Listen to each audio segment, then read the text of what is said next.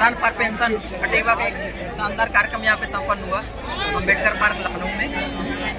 Sir, हमारे बीच में एक वरिष्ठ साथी हैं राजेश जी, आपसे बात करेंगे पेंशन आंदोलन में कटेवा अभी तक जहाँ तक चला है इसके बारे में और अभी कितनी जरूरत है। राजेश जी, आपका बहुत स्वागत है। कटेवा रणनीति के तहत सही रास्ते पर चल रहा है।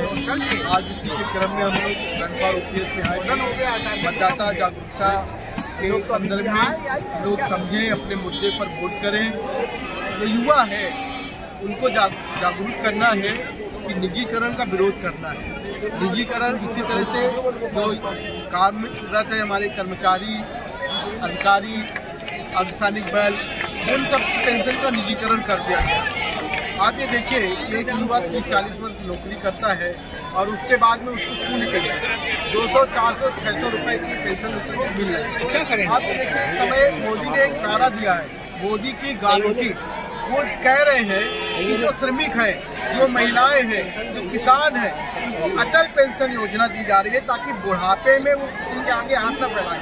हम लोग भी तो ये कह रहे हैं कि हम लोग शान से नौकरी करते 30 से 40 वर्ष तक, और फिर हम लोग क्या बुढ़ापे में किसी के आगे हाथ फैलाएंगे?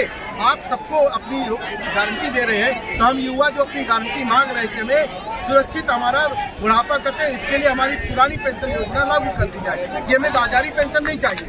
इसी चीज आप देखिए, आप विकसित देश की बात कर रहे हैं, आप कह रहे 2047 में हम अपना विकसित कर लेंगे। आप देखिए अमेरिका की बात कीजिए, वहाँ पर सामाजिक सुरक्षा सबसे पहला ध्यान रखा जाता है कि जो भी वृद्ध हैं उनको किसी के आगे किसी भी प्रकार की, चाहे वो मेडिकल की सुविधा हो या खाने की सुविधा हो या उनका मकान हो, हर एक सुविधा उनको मिलती है। आप अगर 2047 विकसित भारत की बात कर रहे हैं तो युवाओं को, कर्मचारियों को, अर्धसैनिक बलों को, सबको पुरानी पेंशन बहाल करनी चाहिए। यही अकेवा मांग कर रहा है कि हमारी पुरानी पेंशन व्यवस्था बहाल कर दीजिए। हमें ये बाजारी व्यवस्था एनपीएस नहीं चाहिए, नहीं चाहिए। जय युवा, जय युवा। मैं पंकज कुमार, भारत माता की खड़े हैं तो अरे भैया, ठीक हम दे देंगे। रन फॉर पेंशन कटेवा का एक ऐतिहासिक कार्यक्रम आज यहाँ संपन्न हुआ। हमारे बीच में कुछ साथी हैं, आइए उनसे बात करते हैं। कहाँ से आना हुआ सर आपका? हमारे साथियों, हम अकबरपुर इंटर कॉलेज से हैं जी, और हमारे 15-20 साथी आए हुए हैं साथ में पुरानी पेंशन बहाली के लिए। देखिए, कहने का मतलब ये है कि जिस समय हमारा देश आज़ाद हुआ उस समय कंगाली की हालत में था, और जब हम लोग, हमारे पूर्वज लोग नौकरी पाए, उनको पेंशन मिल रही थी, और आज हमारा देश विश्व की तीसरी अर्थव्यवस्था, पता नहीं मौखिक रूप से क्या कहा जा रहा है, बन रहा है, और ऐसी हालत में हम लोग की पेंशन छीनी जा रही है। कितनी मतलब सोचने वाली बात है। इसी के लिए हम लोग आंदोलन के लिए आए हुए हैं।